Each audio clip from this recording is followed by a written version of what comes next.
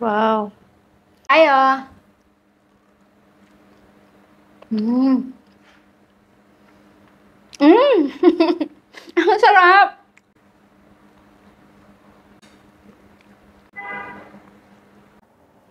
Ito yung gagamitin nating pan. Makikita nyo sa screen kung ano yung actual na size nito. At para sa ating malambot na crust, ay gagamit tayo dito ng all-purpose flour, asin, sugar, at 1 teaspoon ng baking powder. At haluin ito. Next, gagamit tayo dito ng malamig na butter. Ito ay unsalted.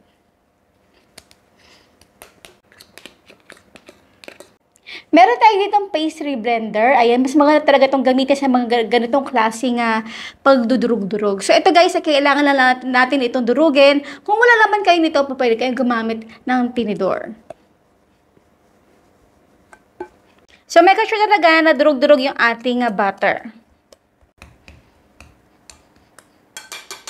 At kapag nag-alapulburo na yung ating mixture na katulad to, buhaghag na ha. Maglalagay na tayo dito ng 1/4 cup ng malamig na tubig.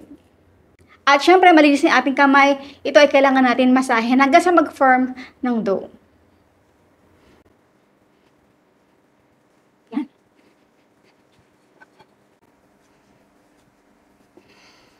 So yan, papansin nyo na medyo rough yung ating dough. Ilalagay ko muna ito sa ref habang in-explain ko sa inyo yung ating susunod na gagawin. So saglit lang sa ref. At itong measurement natin ay eksaktong-eksakto lang para sa ating panagagamitin. So, ang ginagawa ko dito, meron ako ditong mat na may sukat-sukat na. At nilalapat ko lang ito sa eksaktong diameter ng ating mat para makuha ko. Then, kapag nasa center na siya, ay eto na. Ilalapat ko na siya yung pinaka-depth niya o yung pinakalapad niya dito.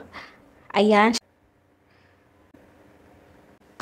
Okay, so, ipabilog lang natin ito. Press.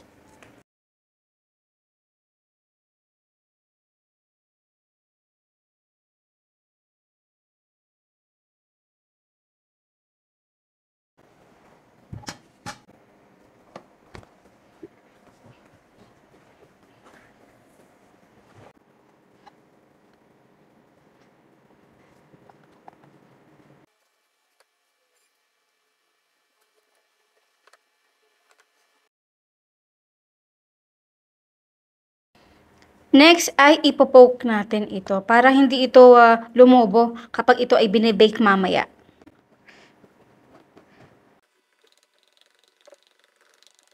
Next ay gagawa tayo ng ating filling at habang ginagawa natin yon ay ito ay ilalagay muna natin ito sa ref.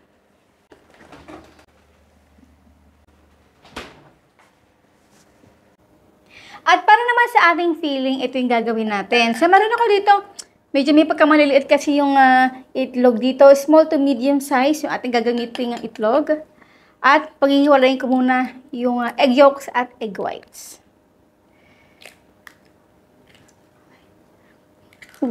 Okay lang yan. Gagawin naman tayong technique.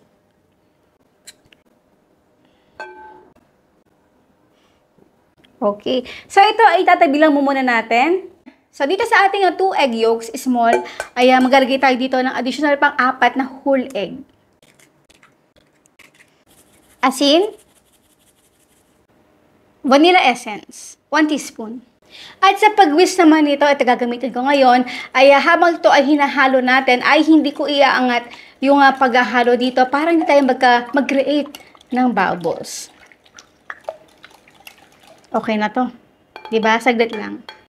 Ilalagay ko na dito yung ating isang latang evaporated milk, 379 ml.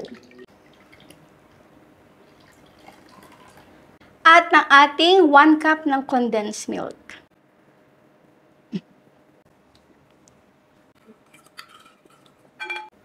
Again, haluin natin. At kapag ganito nakalabnaw at hindi na nagdidikit-dikit yung ating mixture dito sa ating whisk, ay salain na natin ito.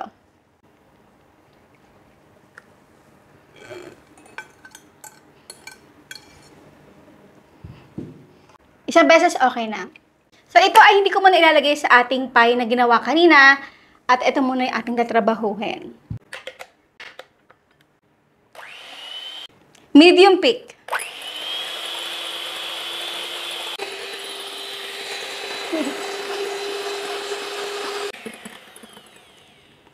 Ayan. Okay na to.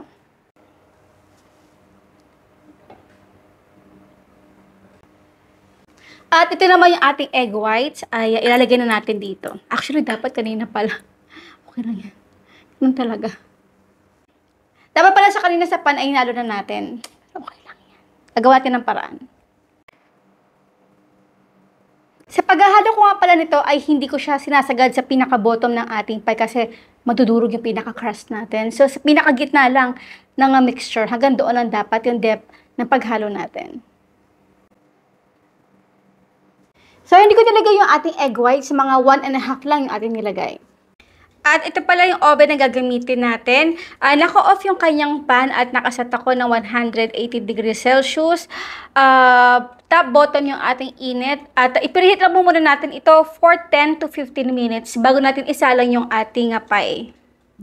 At may pagkakataon talaga na hindi maiiwasan na mangyari katulad itong ating mixture na tumutulo na pala at hindi ko nakita. So in few minutes talaga, mga 8 minutes, I try to rectify this na gusto ko tusukin yung pinaka-bottom ng ating crust at i-fix ito. Pero hindi ito nangyari. So gusto ko na i-off, gusto ko na ulit gumawa pa ng bago pa. Pero kinalaunan in 15 minutes ay tumigil naman yung pagtutulo-tulo nito.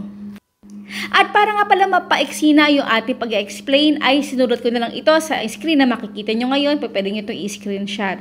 Pwede na rin nga pala yung ating before serving or right after natin maibake yung ating egg pie na ito ay kailangan na ganito yung dapat nating gawin. O, diba? Mas madali. Kaya i-screenshot nyo na yan.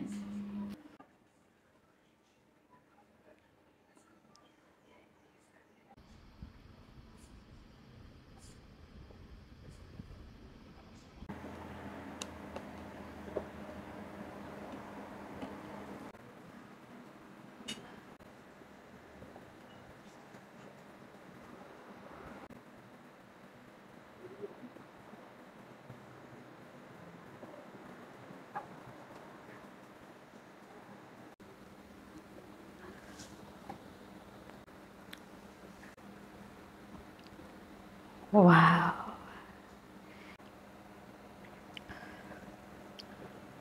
Wow. Ganun ang pagkaka-feeling natin, no? Talagang pantay na pantay, hindi siya makapal. At makita natin na naging talagang tinapay na napakalambot na crust nito, guys. I promise you, napaka-sarap nito. And now it's done, our egg pie. Kain po tayo.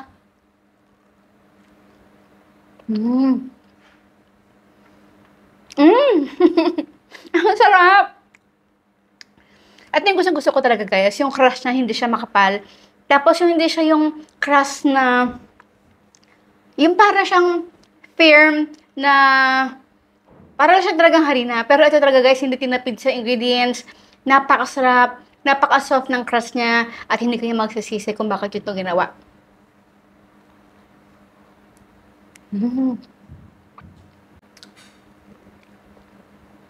Wow.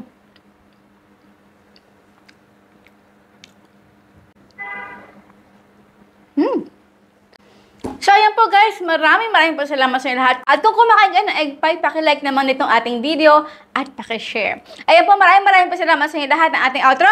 Keep safe, be healthy, and be happy. Bye!